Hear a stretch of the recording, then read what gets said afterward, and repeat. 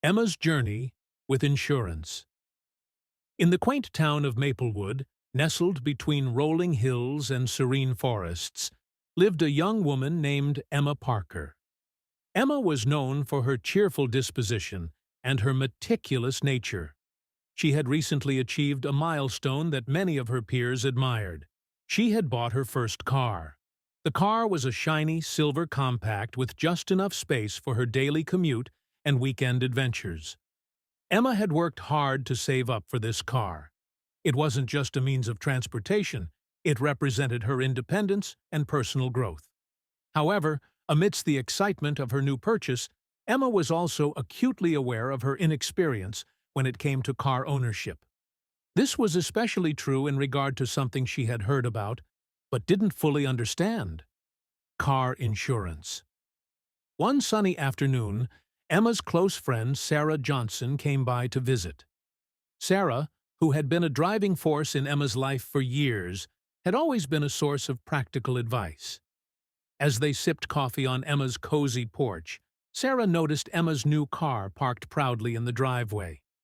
"Wow, Emma, your new car looks fantastic," Sarah said with a grin. "I'm so happy for you." "Thanks, Sarah. I'm really excited," Emma replied, a bit nervously. "But there's one thing I'm not quite sure about. I've heard a lot about car insurance. Is it really that important?" Sarah leaned forward, her expression turning serious. "Absolutely. It's very important. Think of it as a safety net. You pay a small amount every month, and if something unexpected happens, like an accident or damage to your car, the insurance helps cover the costs." Emma's curiosity was piqued. "But how does it actually work? I've heard the term before, but I don't fully understand it." Sarah smiled, glad to explain. "Let's say you're driving and accidentally bump into another car. Without insurance, you'd have to pay for the damages out of your own pocket. But with insurance, the company helps cover those costs, and you only have to pay a portion, called a deductible. There are different types of coverage you can choose from, depending on what you need." Emma nodded thoughtfully. "That makes sense. I think I should look into it." Sarah was glad to hear that. "I can recommend a good insurance agent who can explain everything in detail. It's really worth getting the right coverage." The next day, Emma decided to follow Sarah's advice. She made an appointment with a local insurance agent named Mr. Thompson, who had a reputation for being both knowledgeable and patient. His office was located in a charming old building on Maplewood's Main Street. When Emma arrived at Mr. Thompson's office, she was greeted by a friendly receptionist who offered her a cup of coffee while she waited. The office itself was warm and inviting, with wooden furniture and soft lighting that made Emma feel at ease.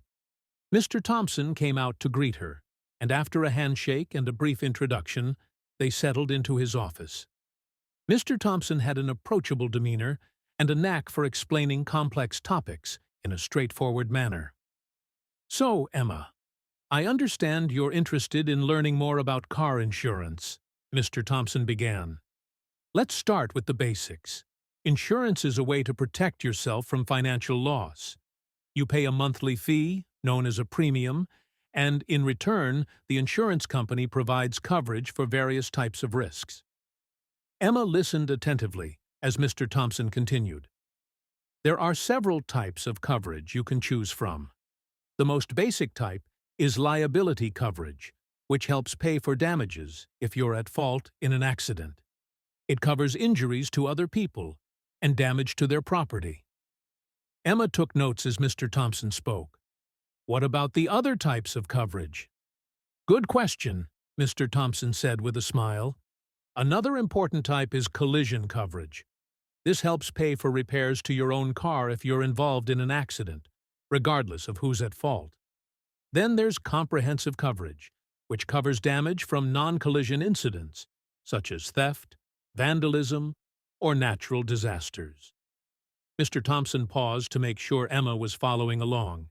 "There's also uninsured or underinsured motorist coverage, which protects you if you're in an accident with someone who doesn't have enough insurance to cover the damage. Emma was beginning to understand. How do I know what coverage I need?